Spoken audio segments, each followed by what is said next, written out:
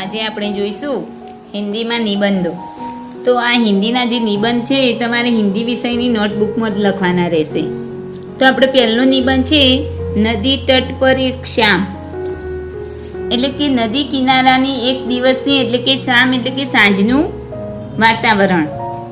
તો આપણે જોઈએ એમાં તો કલ કલ ધ્વનિ કરતે હુએ બહતી નદી કે દર્શન से ही मन प्रसन्न हो जाता है. તો આપણે સાંજે ગયા હોય નદી કિનારે તો એટલે કે કલકલ કરતી ધ્વનિ એટલે કે એના અવાજથી જે નદી વહે છે તો એના દર્શનથી આપણું મન પ્રસન્ન થઈ જાય છે. उस दिन शाम को सरस्वती नदी के तट पर पहुँचते ही मुझे ऐसा लगा मानो संसार का सारा सुख यही सिमट आया हो.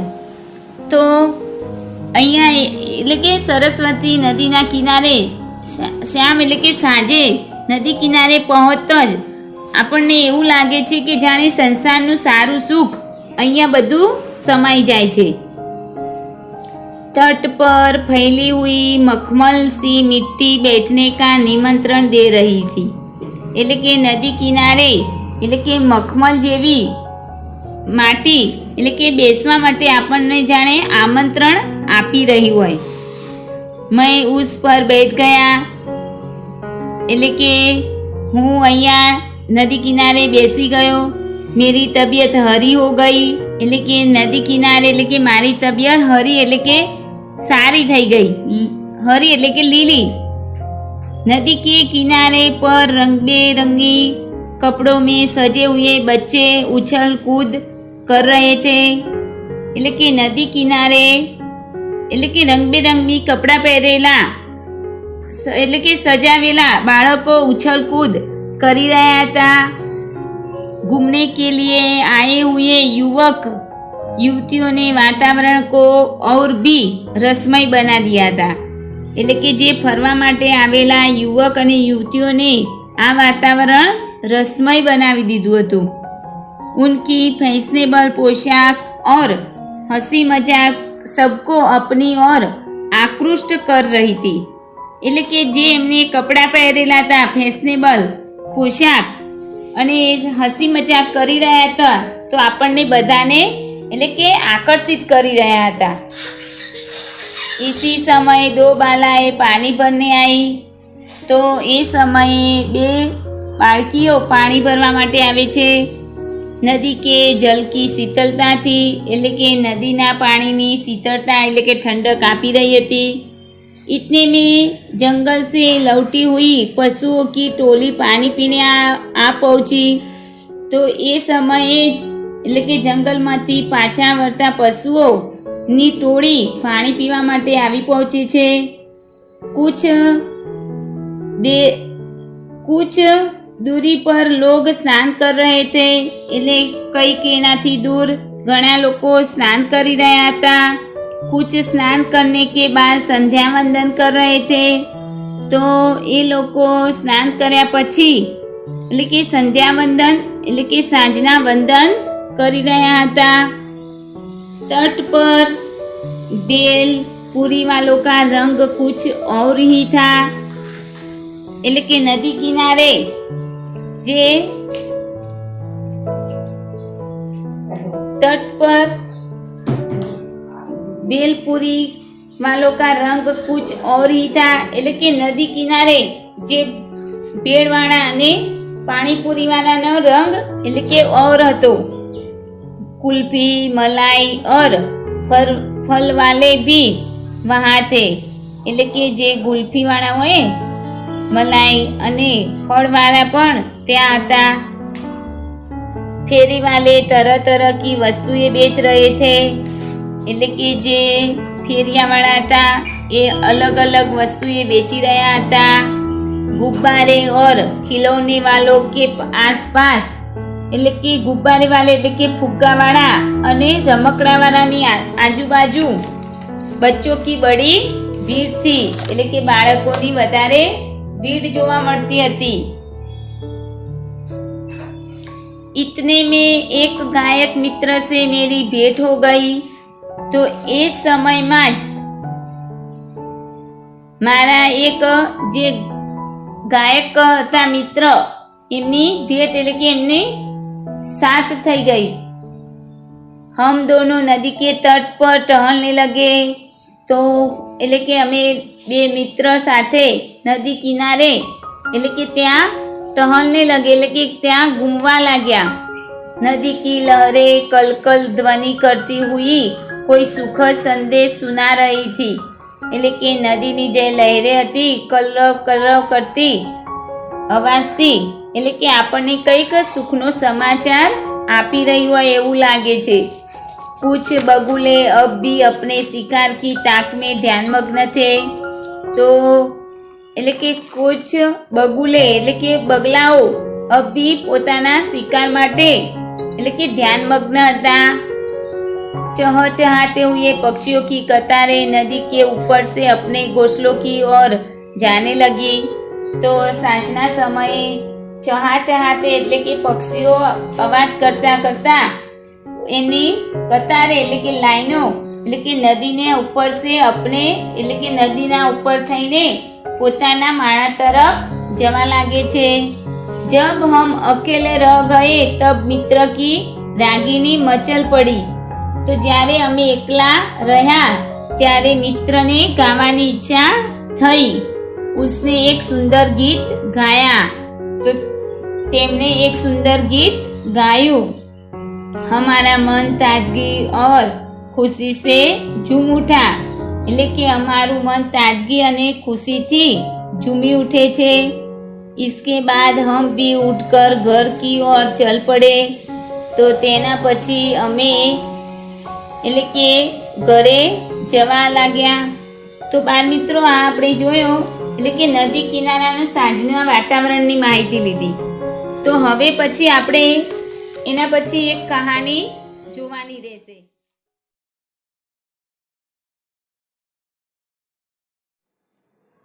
તો બાળ મિત્રો આજે આપણે જે કહાની લેખન જે તમારે લખવાની છે તે તો આ જ કહાની તમારે હિન્દીની નોટમાં જ લખવાની રહેશે।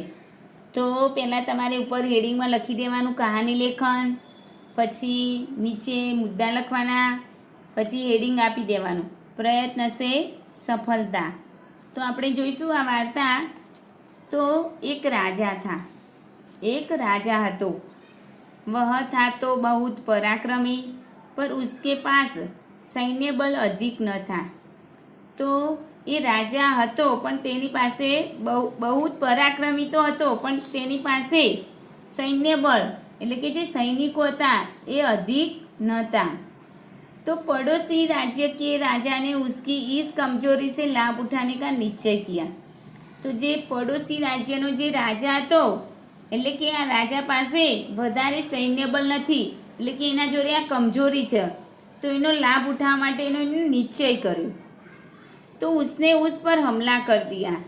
तो જે પડોશી રાજ્યનો જે રાજા હતો તો આ રાજા ઉપર हमला कर દે છે એટલે કે હુમલો કરે છે। घमासान लड़ाई के बाद हमला એટલે કે ઘમાસાન લડાઈ કે બાદ પહેલા રાજા હાર ગયા। તો ઘમાસાન લડાઈ કરી તો તેના પછી જે પહેલો રાજા હતો એ હારી જાય છે। ઉસે अपने राजपाट से हाथ धोना पड़ा। तो તે તેનું રાજપાટ છોડીને એટલે કે ચાલ્યો જાય છે। પછી પરાજિત રાજા શત્રુ કે ભય से जंगल में भाग गया। तो જે પરાજિત થઈ ગયો આ રાજા તો તે શત્રુ કે એટલે કે દુશ્મનના ભયથી તે જંગલમાં ભાગી જાય છે। वही एक पहाड़ की गुफा में उसने शरण ली। तो તે ત્યાં એક પહાડની ગુફામાં તે उसने शरण ली એટલે કે ત્યાં સૂઈ જાય છે। तो एक दिन वह उस गुफा में निश्चित होकर बैठा था। तो તે એક દિવસ આ ગુફામાં चिंतित થઈને એટલે કે બેઠેલો છે। इसी समय उसकी दृष्टि गुफा की दीवार पर चढ़ती हुई एक मकड़ी पर पड़ी। तो તે સમયે તેની નજર ગુફાની જે દિવાલ છે તો તેના ઉપર એક મકડી એટલે કે જે મકોડી હોય તેને ચડતી જોવે છે। वह मकड़ी गुफा की छत पर पहुंचना चाहती थी लेकिन कुछ ऊपर चढ़कर फिर नीचे गिर पड़ती थी। પરંતુ જે મકોડી હતી એ ગુફાની છત ઉપર દિવાલ ઉપર પહોંચવા માગતી હતી, પરંતુ એટલે કે કૂચ ઉપર ચढ़कर થોડું ઉપર ચડીને પાછી નીચે પડી જતી હતી। मकड़ी ने कई बार प्रयत्न किया पर उसे सफलता न मिली। એટલે કે જે મકડીને જે એને ઘણા પ્રયત્નો કર્યા પણ એને સફળતા મળી નહીં। प्रत्येक बार वह नीचे गिर पड़ती थी, એટલે કે પ્રત્યેક વખતે તે નીચે પડી જતી હતી। इतने पर भी मकड़ी ने हिम्मत नहीं हारी। तो એટલા પ્રયત્નો કરવા છતાં તેને એટલે કે મકોડીએ ये हिम्मत हारी नहीं। अंत में उसने पूरी हिम्मत लगाकर ऊपर चढ़ना शुरू किया और वह छत पर चढ़ गई।